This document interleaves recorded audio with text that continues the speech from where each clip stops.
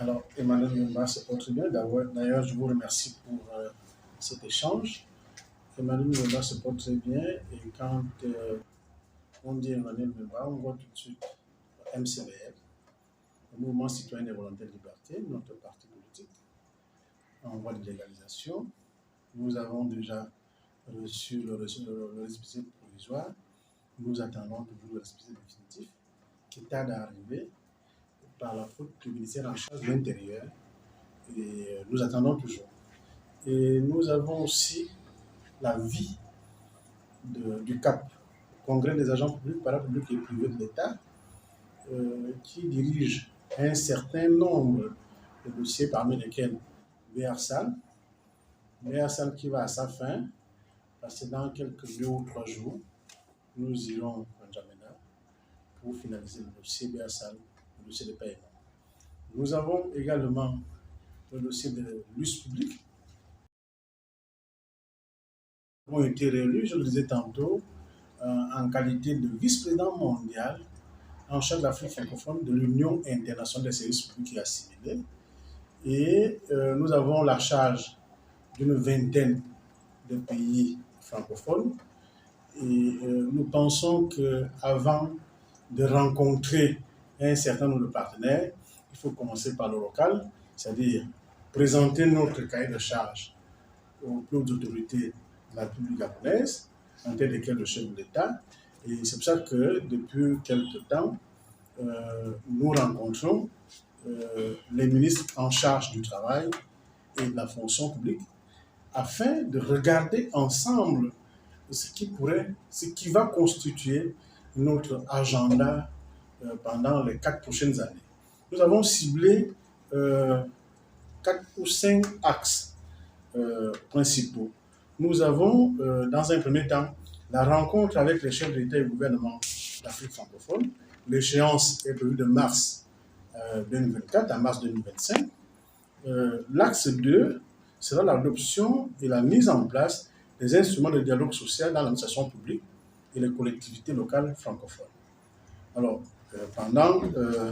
j'ai envie de dire, pour cet axe, nous allons créer des commissions paritaires de dialogue social et de concertation sociale dans les pays d'Afrique francophone. J'avoue que c'est un travail qui ne sera pas facile, mais comme nous savons le faire, nous y arriverons. Alors, ces instruments seront composés de manière tripartite. On aura des représentants de l'administration publique, nous aurions les représentants de l'US public, Afrique francophone, et les représentants des partenaires sociaux de chaque pays francophone. Parce que c'est le tripartisme que nous développons dans l'US public. L'échéance prévue pour cette activité, c'est de mars 2025 à mars 2026. Comme troisième axe, nous allons organiser le congrès régional de l'Union internationale des services publics assimilés. Nous allons déterminer le pays qui va abriter ce congrès.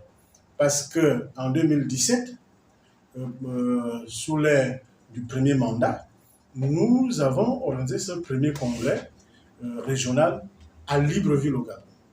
Et nous sommes en train de regarder avec les autres États francophones qui pourraient abriter le congrès, parce que la Côte d'Ivoire sollicite, le Sénégal, le Cameroun, et bien entendu, j'ai envie de dire, notre pays aussi, le Gabon. Donc nous regarderons avec beaucoup d'attention quel pays confie l'organisation de ce congrès, et qui verra la participation d'une vingtaine, comme je le disais tantôt, d'une vingtaine de pays francophones, et bien entendu les partenaires membres de l'US public, parmi lesquels le Portugal, la France, le Pérou, l'Inde, le Népal, l'Afrique du Sud, le Mexique, la Colombie, Chypre, la Grèce, l'Italie et bien d'autres partenaires. Donc c'est une activité d'intérêt mondial et nous osons croire que les rapports conflictuels que nous avons eus avec le pouvoir sortant ne seront plus d'actualité. Que ce nouveau mandat va constituer un nouveau départ d'un climat social apaisé entre les partenaires sociaux francophones et les chefs d'État et gouvernement francophones. Bien entendu, beaucoup le comprennent déjà dans d'autres pays tels que la Côte d'Ivoire, le Sénégal et bien d'autres, mais nous allons chercher à assainir ce climat conflictuel entre les gouvernements francophones et les partenaires sociaux. Nous sommes appelés au Sénégal. Vous savez qu'il y a des crises au Sénégal. La société civile y est impliquée. Il y a eu des morts. Nous, en tant que étant en charge de l'Afrique francophone, nous avons été saisis pour essayer un peu de réguler ou encore d'échanger avec les partenaires sociaux, échanger avec la société civile sur les questions de démocratie sociale au Sénégal. Donc, dans quelques jours aussi, nous allons nous rendre au Sénégal pour essayer un peu de regarder avec nos camarades sénégalais et se projeter. Donc, nous allons comme axe 4 les installations officielles des coordinations nationales au niveau de chaque chef-lieu de province. Parce que nous ne pouvons pas balayer, j'ai envie de dire, les maisons ailleurs et ne pas commencer par chez nous. Donc, dans chaque chef-lieu de province, au Gabon, nous allons installer une coordination locale. Parce que l'objectif, c'est d'avoir une transition apaisée et ça pourrait être notre participation. Donc, ça aussi, ça va se faire de mai 2024 à mars 2025. Et comme cinquième axe, l'autonomisation des jeunes, des femmes et des désirés en Afrique francophone, à travers les formations de la jeunesse francophone en micro-projet, micro-entreprise. Et sixième axe, on va avoir la création d'une cellule d'éveil, de suivi évaluation du mandat du Gabon pour les 4 prochaines années. Parce que, bien qu'étant vice-président mondial, en charge de l'Afrique francophone, mais il s'agit du mandat du Gabon. Parce qu'il faut qu'on le comprenne, que c'est le Gabon qui bénéficie encore d'un mandat de 4 ans à la tête du syndicalisme mondial. Et c'est un honneur pour le Gabon. Donc, qu'est-ce que le Gabon prévoit pour impliquer tous les autres partenaires, non seulement en Afrique francophone, mais dans le monde? Donc, c'est le résultat du Gabon qui sera regardé. Donc, et nous sommes, je suis obligé de ne pas décliner la stratégie qui sera mise en œuvre pour le faire pour l'instant. Enfin, nous allons installer les comités techniques de dialogue social francophone. Et ça, c'est le 7e axe.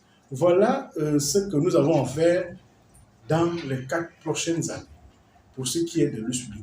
Je voudrais profiter de vos antennes pour remercier tous les partenaires, qu'ils soient nationaux, régionaux ou mondiaux, qui nous ont accompagnés pour cette réélection.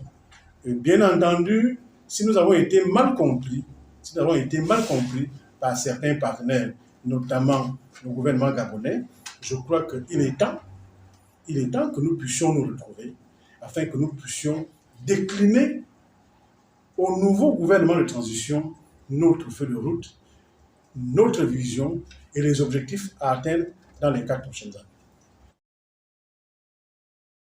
Je crois que cette activité fait partie intégrante des missions de l'USPLI, dont j'ai la charge.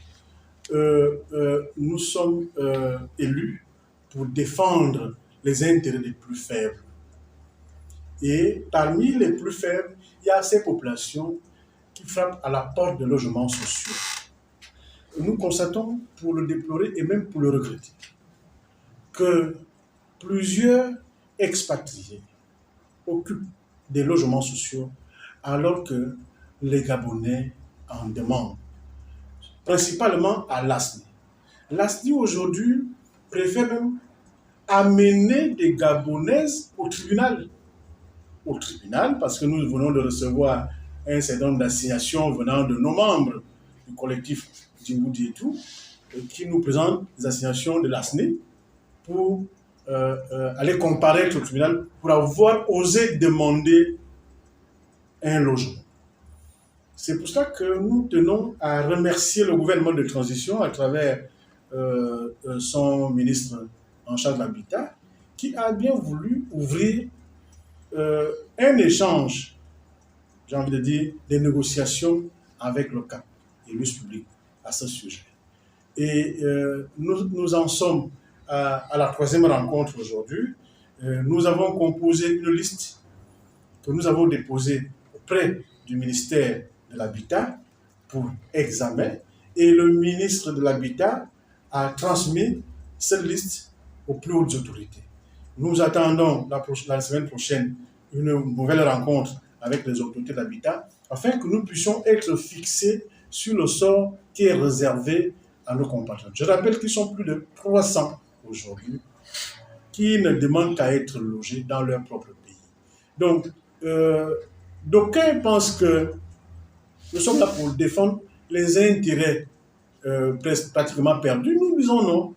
Tant que nous allons défendre les Gabonais, nous pensons que ce sera toujours légitime. Il s'agit des Gabonais. Et si nous sommes là, c'est parce que nous travaillons au profit des Gabonais.